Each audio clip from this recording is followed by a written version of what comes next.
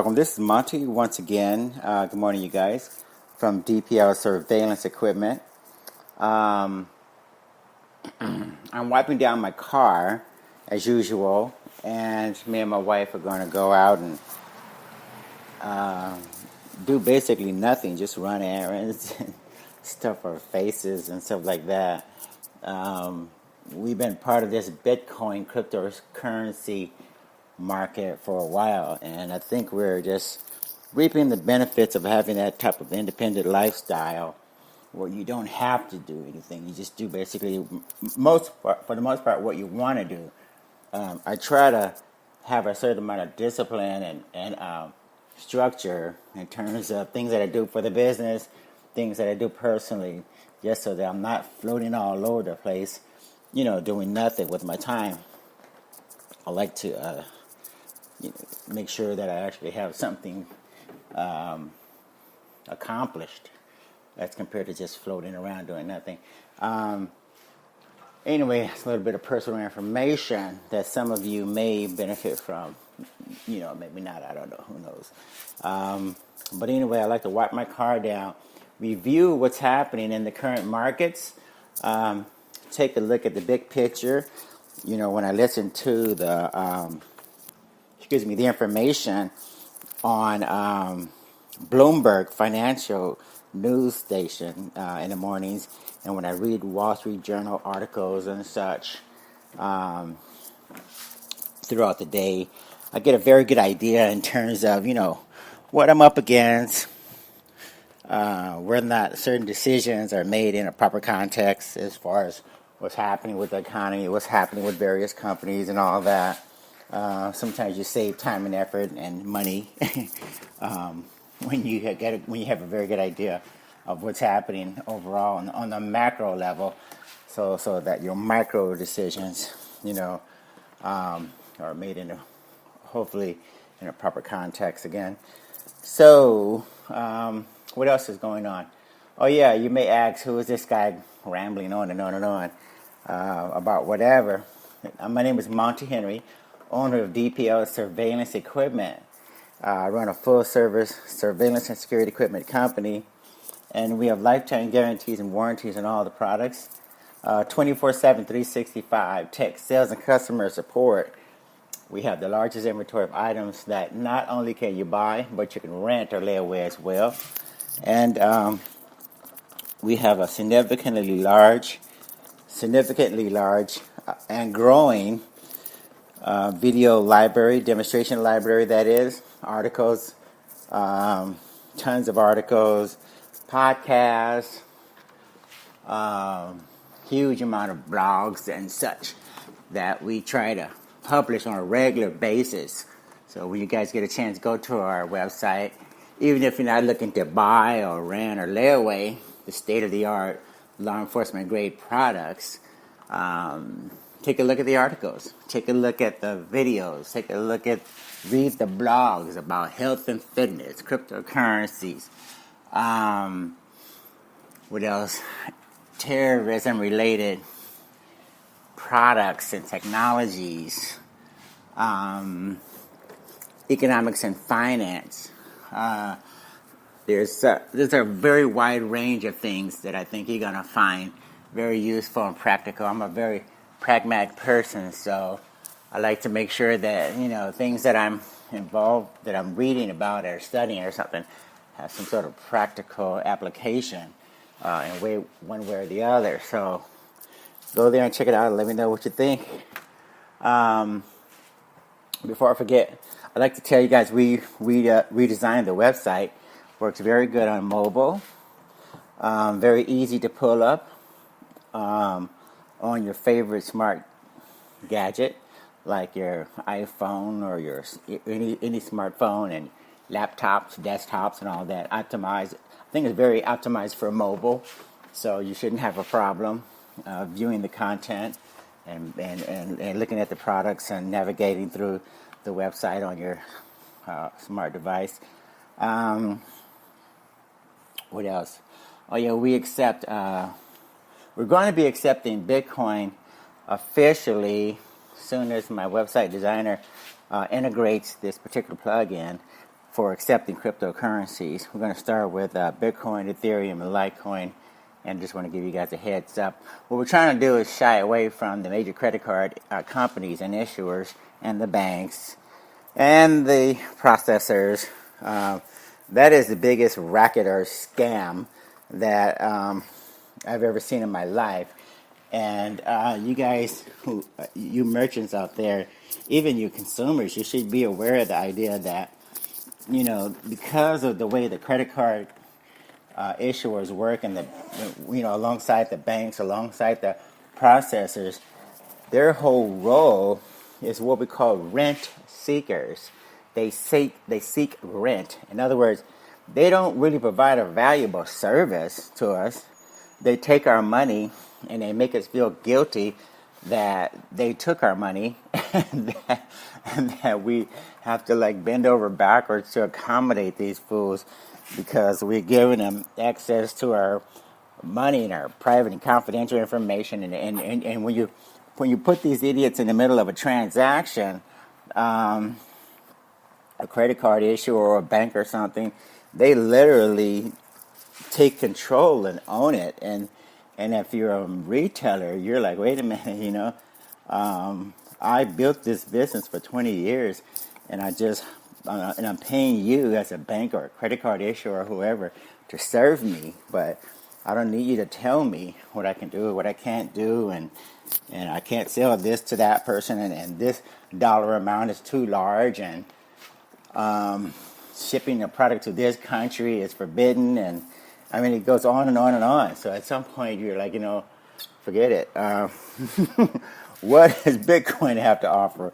What does Ethereum? What do cryptocurrencies have to offer? Because it doesn't seem like there's any restrictions in terms of the amount of money I can send you or you can send me. We could be sending back and forth $1 billion or something, and we don't have to worry about Bank of America or Citibank or Wells Fargo or anybody else. These same crooks and criminals who've been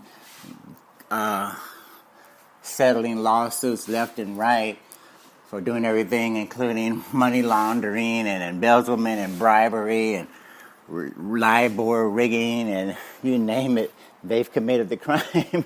So I'm not quite sure why we're putting so much emphasis on doing business with these crooks and criminals when we already know that they're crooks and criminals and that they're just here to take advantage of us, okay, if we let them. But since we don't have to let them, then we need to make sure we understand who has the power.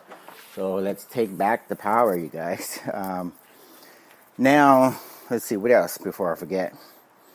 We covered the cryptos, we covered the credit card companies, blah, blah, blah. I can't think of anything else to cover. So let's focus on today's topic. Well, actually, I have an ongoing podcast entitled It's the Economy Stupid. Now, the economy stupid is basically a term that, as far as I can tell, originated with President Bill Clinton. We were in the midst of certain economic, a bit of turmoil, a bit of disruption, and a number of people, business owners, taxpayers, whatever, sometimes would be kind of confused in terms of what was going on with their jobs and their personal lives, and as they were impacted by the economy. So I think President Bill Clinton decided he would come out and do like regular public service type of announcements almost, and that he would just remind us it's the economy, stupid, basically meaning don't bang your head against the wall too much. If the Federal Reserve is raising rates or lowering rates, or if certain big macro decisions were being made and certain big things were going on in the economy, structural or whatever, that you didn't have control over, then you really shouldn't try and fight the trend, those trends. You fight battles where you actually have some sort of control or opportunity to do something about. But certain things you can't do anything about, you don't want to spend a whole lot of time fighting the big macro trends. So that was, I think, Bill Clinton's attempt at reminding us in terms of where we could actually make a difference with our business decisions, personal decisions, and where, we were just spitting in the wind, when in actuality, the Federal Reserve is the one who determines whether rates are going to go up, or the employment environment is getting hot, or there's too much, the economy is heating up too fast and they need to do something about that. So anyway, certain things you can control, certain things you can't. And I think Bill Clinton was reminding us of that when he came up with that term. Now, speaking of It's the Economy Stupid, we are on episode number 23. So again, we're finally on, I'm sorry, not finally, but we're all the way up to episode 23 in episodes of The Economy Stupid. Now, this particular episode, there really is a lot of stupid things going on. We just want to cover a few of them. One of them, let's see where we want to start. So many stupid things going on. I was reading that, and I think you guys are going to get a kick out of this, that, let's see, what was that article? The government, our United States government, is actually in the business of selling a large percentage of our debt to finance our budgets and such to people overseas. Okay, the Treasury depends more on domestic buyers. Okay. So basically, the name of this article I read was called Uncle Sam Wants You, Treasury Depends More on Domestic Bond Buyers. And basically where they're going with that is the U.S. Treasury for a long time has been financing a lot of the U.S. debt. And I think current funding levels are such that we're going to have like $1 trillion $1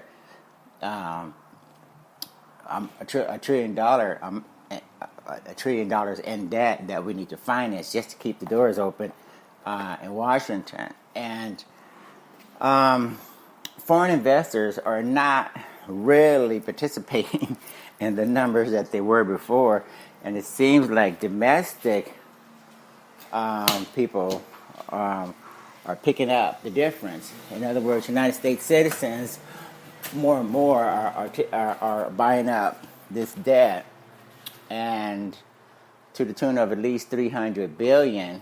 I think the government financed something like an additional $500 billion. So a number of U.S.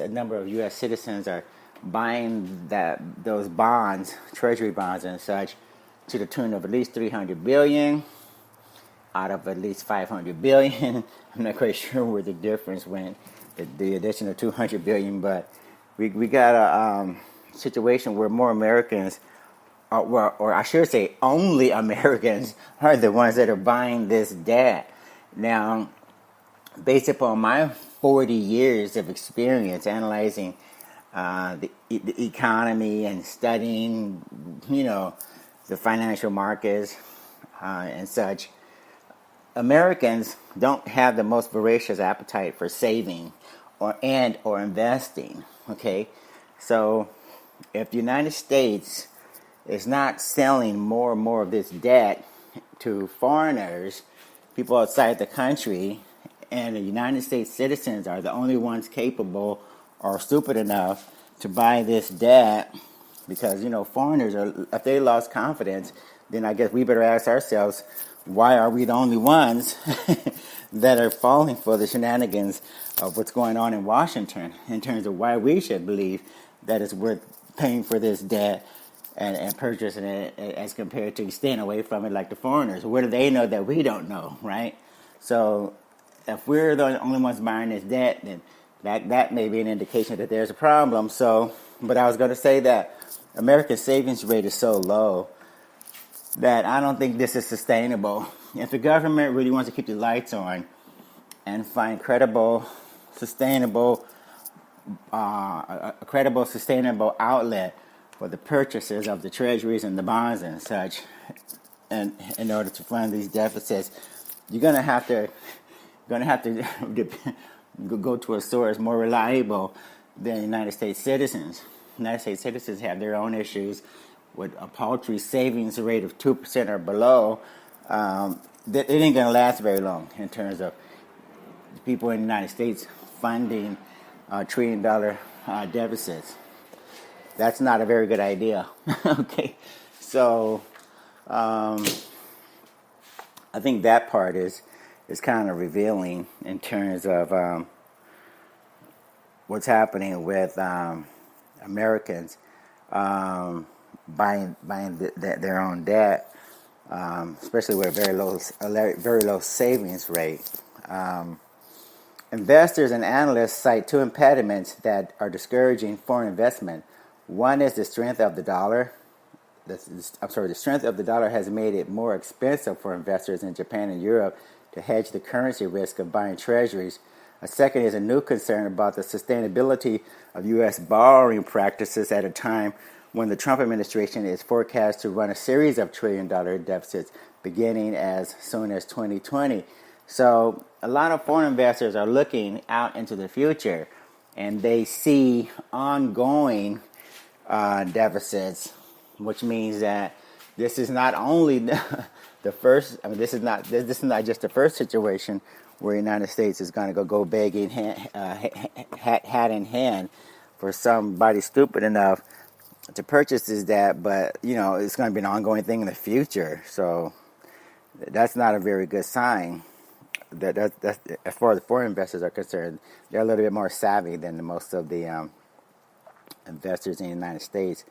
A bigger concern, perhaps, is that by boosting debt to fuel growth at a time when the employment rate is about 4%, the U.S. may be opening the door to much more serious risks. Those risks for the economy, which grew at a 4.1% pace in the second quarter, include the possibility that it overheats. That could force the Fed to raise interest rates quickly, or risking a rise in bond yields and accelerate the next recession. So again, anything that makes a recession more likely, like higher interest rates, and higher interest rates really, if they come at a time when Americans really don't have a whole lot of savings going on, you could end up paying a lot more for all sorts of loans, car loans, bank loans, mortgage loans, etc. And that could be the tipping point, really, of bringing on a tremendous slowdown, if not, as mentioned, if not a complete recession. So anyway, that's what some analysts are talking about. Not me. I'm just passing the news to you. Don't get mad at me, okay? I like to just read these articles and let you guys decide for yourself what the implications are. Me and my wife are more committed to the crypto space as compared to the traditional economy, so we can care less about a lot of this garbage. Let's move on to the next interesting story. Let's see what else we got here. Oh yeah, there's a report talking about. Let's see. This article is titled "A Surprising Bulwark for the U.S. Economy." Personal savings. This report basically tries to give us the impression that the savings rate is going up. Okay, and you have to read the entire fucking article, and then you get all the way to the bottom. Okay, I'm just going to go all the way to the bottom. You go all the way to the bottom. Then you find out that the Bureau, who did this? The Bureau of Economic Analysis. Yeah, the Bureau of Economic Analysis provided the data for this article. And you have to read their entire article that they submitted to the Wall Street Journal. And then you find out that they're telling you that personal savings is not exactly going up for lower and middle class people. It's basically going up for rich people. Okay, let me read this last 2 or 3 paragraphs. It is unclear whether lower and middle income households households, which would spend the vast majority of their incomes, are much better off than previously thought. Most of the newly discovered income that prompted the BEA's revisions come in the form of interest, dividends, or business owners' profits rather than wages. So let me repeat that again. It is unclear whether lower or middle income households, which spend the vast majority of their incomes, are much better off than previously thought. Most of the newly discovered income that prompted the BEA's revisions, again, BEA stands for Bureau of Economic Analysis, these revisions came in the form of interest, dividends, or business owners' profits rather than wages. This suggests the newfound savings may have been concentrated in wealthier households. The uneven distribution of income flows in this country may be shifting up the savings rate, but that doesn't mean lower and middle income households are saving a whole lot of money, Mr. Neroff said. So these idiots published an article. You have to read the entire article. This is what you call clickbait, by the way. And Wall Street Journal is notorious for getting these government-sponsored articles and the data contained in these articles. They'll try to convince you that, whatever particular slant they're trying to take you into, and then you'll spend all your time reading the article. Then finally, the Federal Reserve sponsored this, or the Bureau of Economic Analysis, whoever they are, and whoever they represent, and then you'll finally get the truth. If you waste your whole time thinking you're reading some unbiased article about something, where you can actually get an objective viewpoint of what's happening. So anyway, this article tries to convince us that the personal savings rate in the United States was going up, and then for working people, okay, people who work 9 to 5 or whatever. The article first gives you the impression that their savings rate is going up. Then at the very bottom, somebody finally admits, oh yeah, you know what? Maybe we're not talking about working people. Actually, we're not talking about 9 to 5ers. We're talking about people who invest money, a lot of money in stock markets and such, and people who own businesses. That dividend income and what was it? Dividend income. It was interest, dividend, or business owners' profits. Okay, those aren't working people for the most part. When you have business profits and interest from dividends and such, usually you're probably not working as much, if at all, at that point, because you've already made investments, and if your dividend income is that substantial where it could support you, you're probably not a working staff, okay? So I don't know how these fools, justify causing you to read the entire article just to finally tell you the truth at the bottom, that we're talking about a totally different group of people than what we think than what we want to admit when you first start reading the article. Anyway, this is clickbait and bullshit. Call bullshit on this one. Moving right along. What else?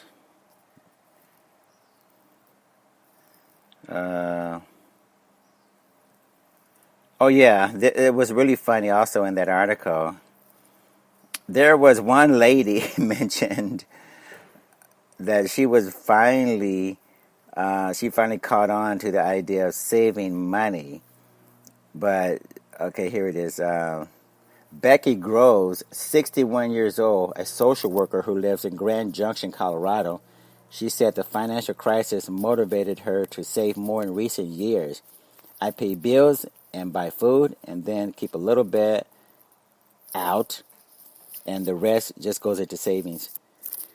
Now, this is pretty pathetic, mainly because Becky is 61 years old, and she finally learned her lesson because she went through one of those crises. She said, I think the mortgage crisis or something. She mentioned the financial crisis, and she's 61 years old, and she's finally starting to save money. She's going to be 160 years old before she's able to reap the rewards of saving money.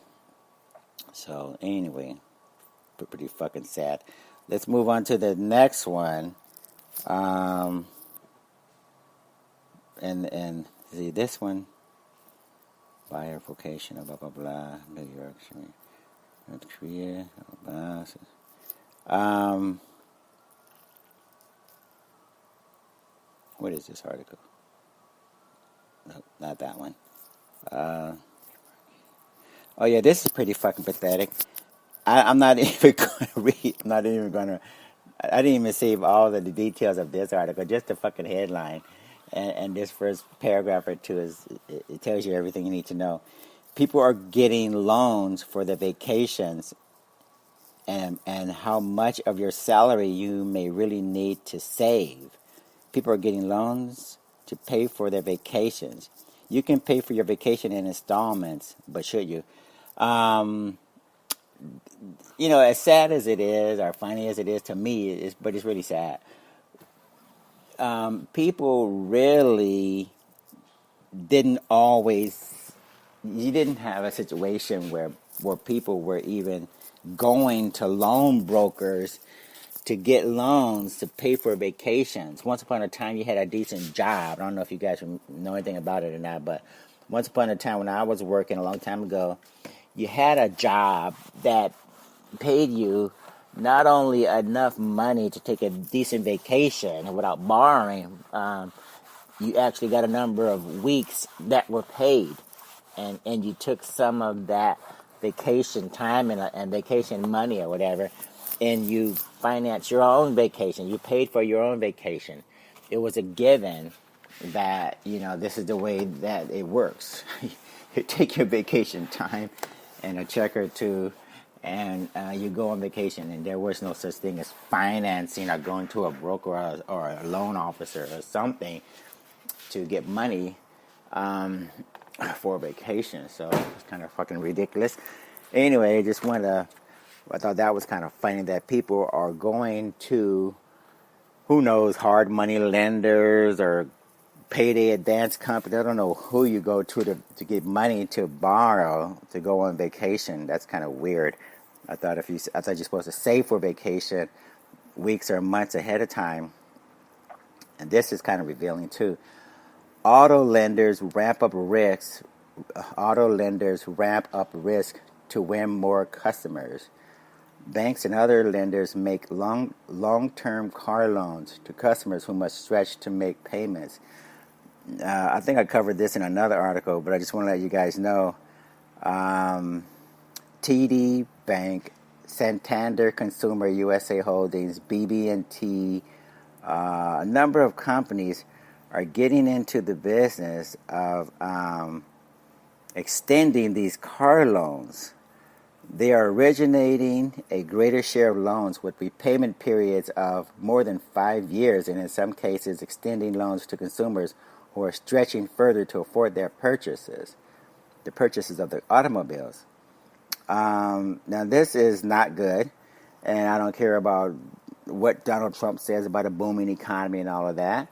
If more and more people are going further out to be able to purchase automobiles, for instance, that's not very revealing in terms of giving me the impression that people have money as a result of working a lot of hours, working good jobs, and getting paid decent salaries.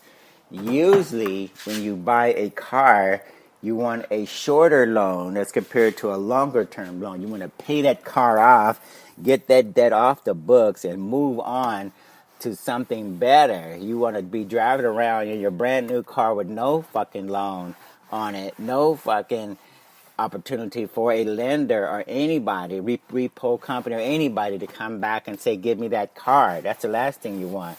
But when you get into a situation where you not only are looking at 5-year loans, but maybe 10, 15, I mean, what's next? A 100-year loan on a $1 million car? I guess if you want a Rolls Royce, yeah, I can make it affordable. I can make a 100-year loan on your Rolls Royce, and you'll never pay it off, and your children will end up with the bill, and you'll have affordable payments at $50 a month for your Rolls Royce.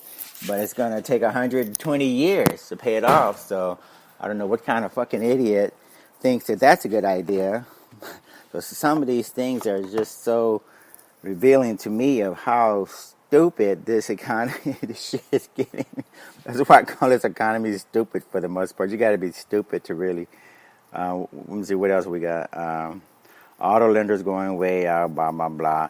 I guess the last thing is J.P. Morgan Chase. Now, this is indicative of what happens when you have a race to the bottom. When customers and companies get the impression that if it's not like 80% off or something, then I don't want it, right?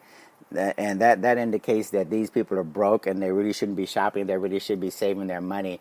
If the only time you want to buy anything is if it's discounted by 80%, if you're a local mom and pop store, and some of these communities consist of people who actually know the business owners and they're part of the community and their family members and all this other stuff, you don't want to deprive these people of their livelihood by forcing them to sell their goods and services at an 80% discount. Anyway, at JP Morgan to unveil a new investing app with eye-catching disruptive price. Free. In other words, JP Morgan Chase has decided to give away 100 free trades, and you can have 100 free trades for whatever period of time, and then once you exhaust that, then they charge you whatever rate that they're going to charge you. But JP Morgan is deciding to compete against, Fidelity's and some of these other companies. I think Robinhood. There's a company actually called Robinhood that's doing, Robinhood Markets. Okay, yeah, among the free trading app provided by Robinhood Markets has gained attention recently for attracting more than 5 million users and a $5.6 billion valuation in just a few years.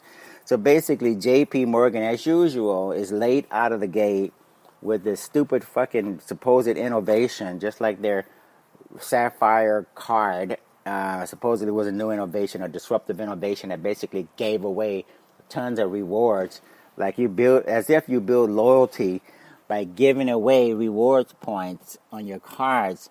These idiot credit card companies don't realize there is no fucking such thing as loyalty when it comes to you giving out shitloads of rewards and discounts. People are just going to get the rewards and their discounts, and they're going to move on to the next company.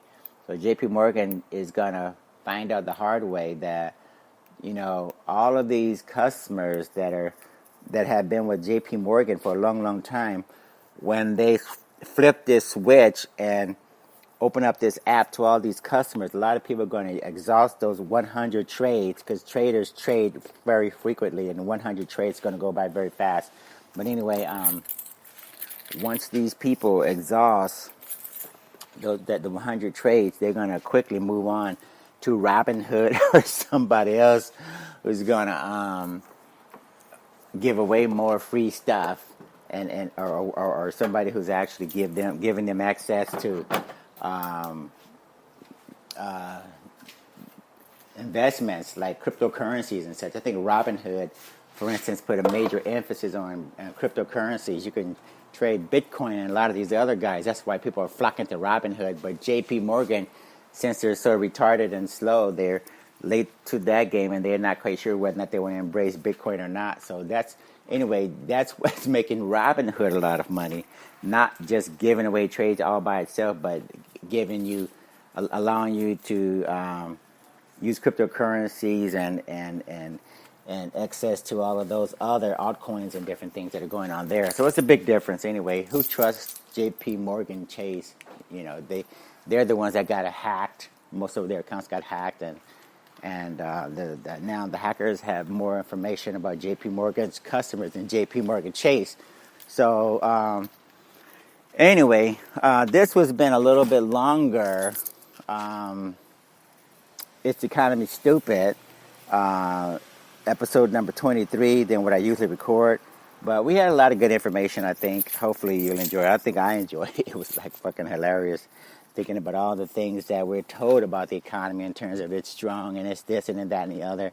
And meanwhile, President Donald Trump is trying to coerce Jerome Powell into running the economy the way Donald Trump wants it to be ran, when in actuality the Fed is supposed to be independent and they're supposed to have very long-term strategies for running the economy. But when this idiot Trump gets in front of his phone and gets his Twitter account up, he has to try and micromanage everything, including what the Federal Reserve is supposed to do.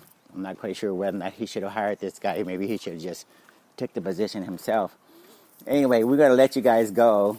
And I'm going to, as we like to say at the conclusion of every podcast, we want you to keep your eyes and ears open. Excuse the noise. Keep your eyes and ears open and stay safe out there. Okay? Have a great day. Thank you. Take care. Bye.